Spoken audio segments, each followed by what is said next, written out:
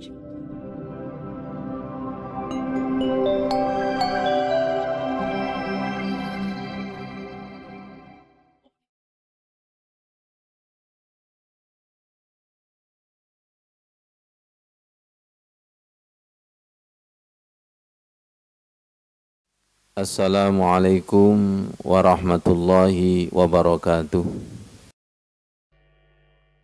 Berkali-kali kami sampaikan bahwa liso'im farhatani.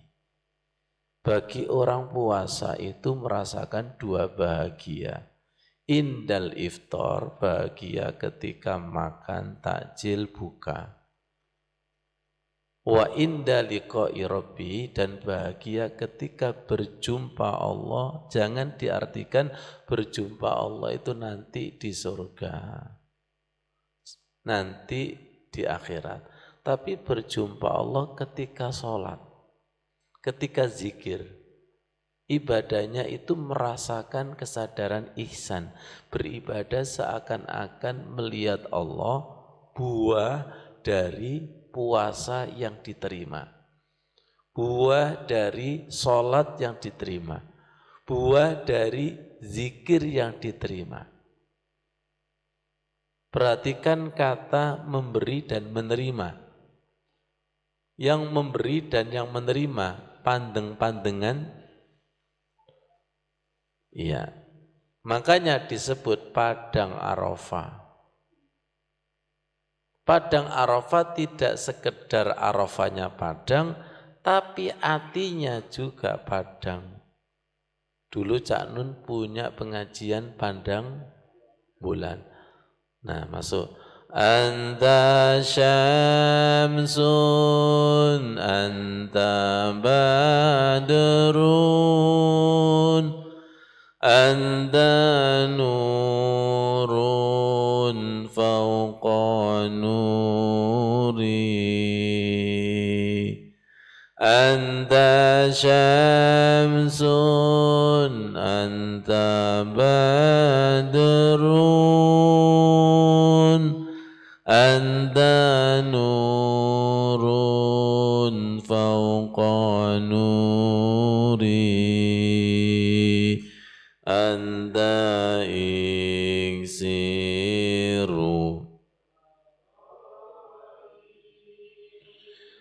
anta misbahus suduri.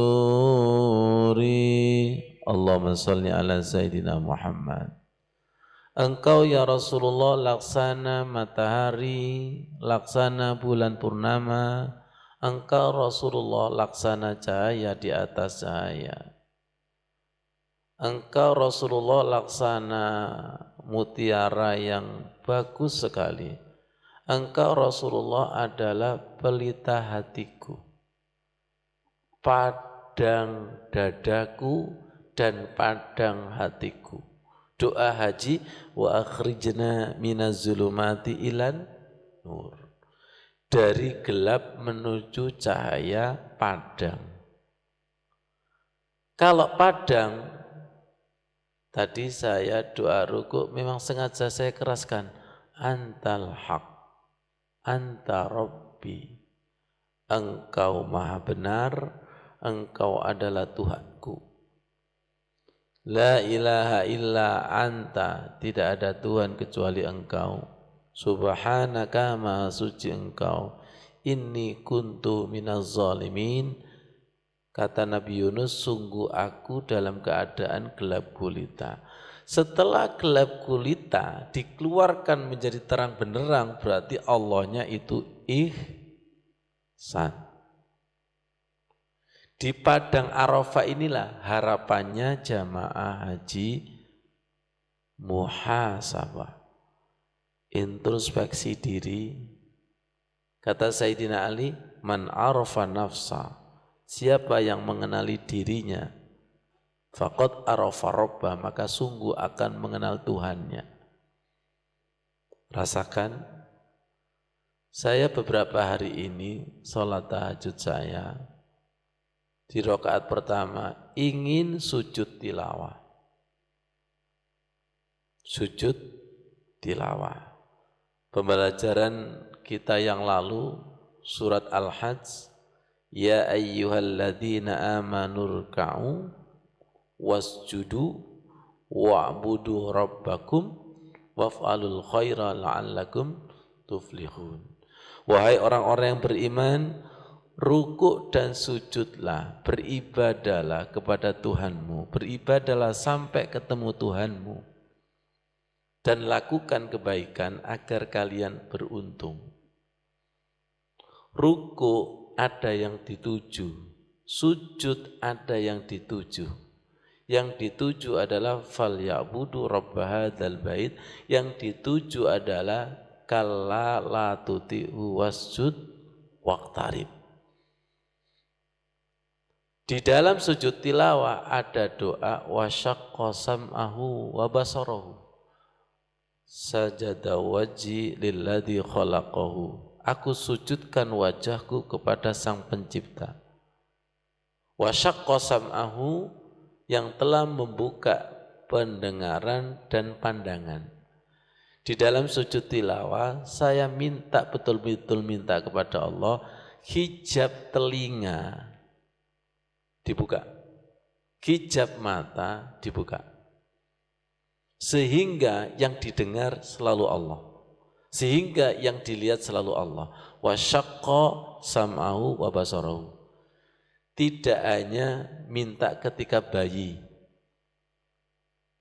digendong ibunya, ibunya juga tidak tahu kapan dibuka telinga dan matanya. Loh, anak ini sudah mulai bisa mendengar. Loh, anak ini sudah bisa melihat. Jadi ibu itu bisa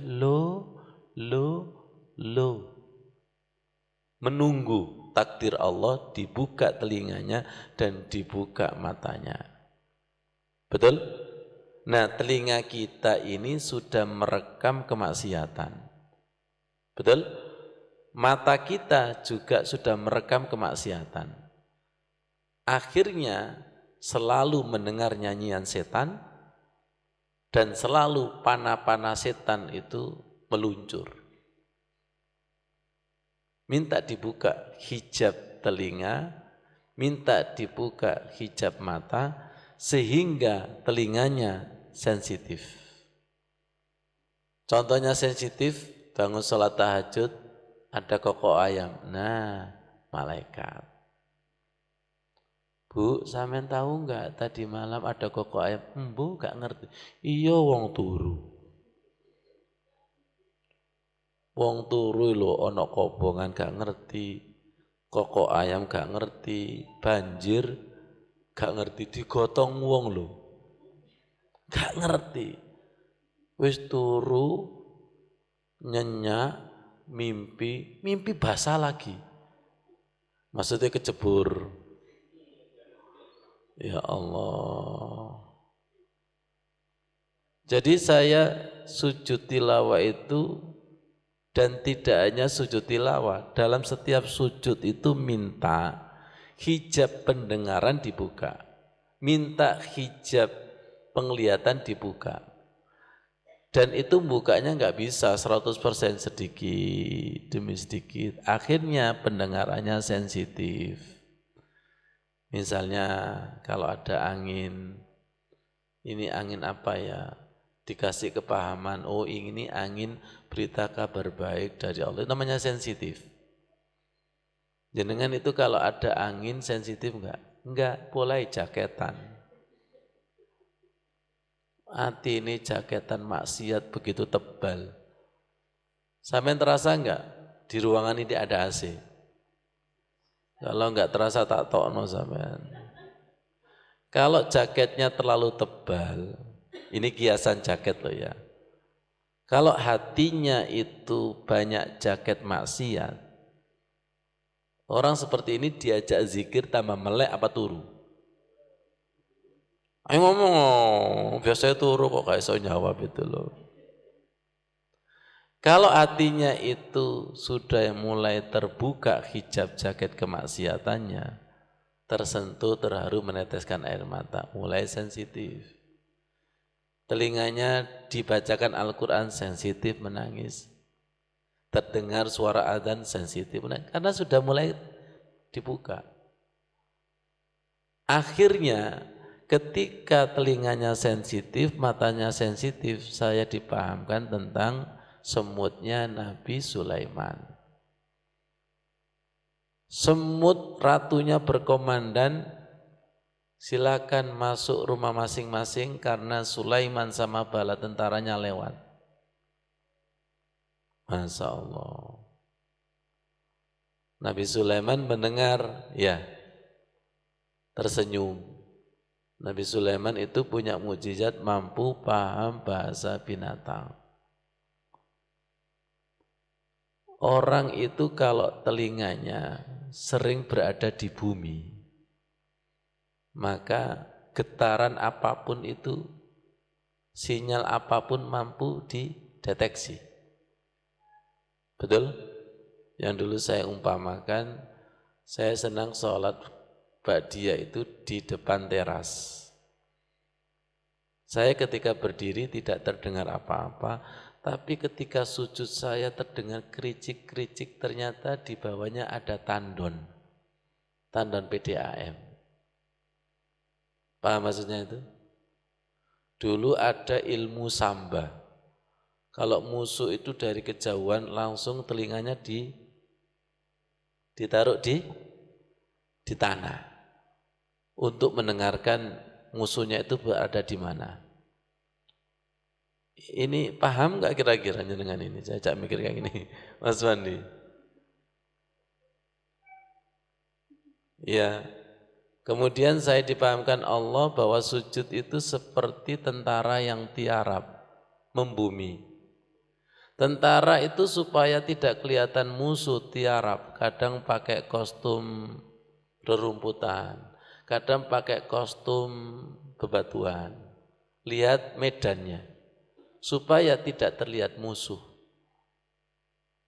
Dari sini saya paham, supaya setan itu tidak bisa melihat kita, sujud kita harus membumi bersama bumi, bertasbih, akhirnya dipegang sama sang penggerak.